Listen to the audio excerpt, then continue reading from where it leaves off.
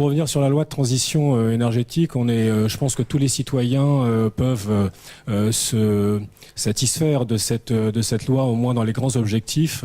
Et quand on descend au niveau de l'industrie et des industriels, et notamment quand on représente des énergies fossiles, ça devient un petit peu plus compliqué. Donc le GPL est aujourd'hui encore une énergie fossile. Peut-être que demain, il y aura du biopropane. C'est pas encore le cas pour l'instant sur le marché. Mais néanmoins, il faut que les industriels que je représente aujourd'hui intègrent dans leur plan stratégique ce qui est inscrit dans la loi, c'est-à-dire qu'une baisse de 30% dans 15 ans des volumes qu'ils vendent aujourd'hui, puisque la référence est 2012. Présenter le GPL en deux mots, il y a aujourd'hui deux énergies sur le territoire français, sur le marché français, qui permettent de couvrir la totalité du territoire et dans le secteur domestique les trois usages, les besoins de chauffage, de cuisson et de production d'eau chaude sanitaire. C'est le GPL et l'électricité. Je dis bien sur tout le territoire pour montrer que nous on est présents sur l'ensemble des communes françaises.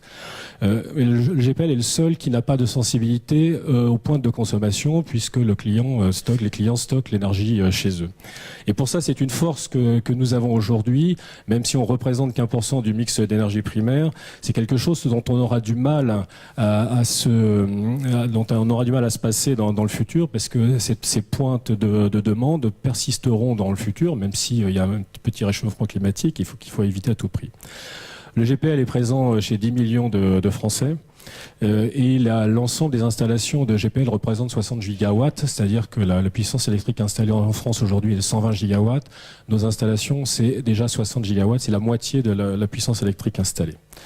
Alors le premier objectif de la loi de transition qui nous pose problème, c'est les moins 30% d'énergie fossile à l'horizon 2030. C'est ramener à notre industrie 5 acteurs de taille à peu près équivalente. C'est la disparition dans 15 ans d'un de ces 5 acteurs. Ramener sur le territoire des carburants, c'est la fermeture de 5000 stations-service sur les 10 000 qui sont présentes aujourd'hui. Donc c'est quand même très significatif, c'est peut-être utile, c'est peut-être nécessaire pour atteindre l'objectif de réduction des gaz à effet de serre, mais néanmoins c'est un impact économique majeur et sur un délai de temps relativement court. 15 ans, c'est pas loin. Et donc ça veut dire que mobiliser tous les acteurs de l'énergie, quand à un certain nombre de ces acteurs on envoie le message que dans 15 ans, d'ici 15 ans, ils vont devoir restructurer fondamentalement leur marché, c'est déjà capturer une partie des capitaux qui pourraient être disponibles pour faire d'autres choses.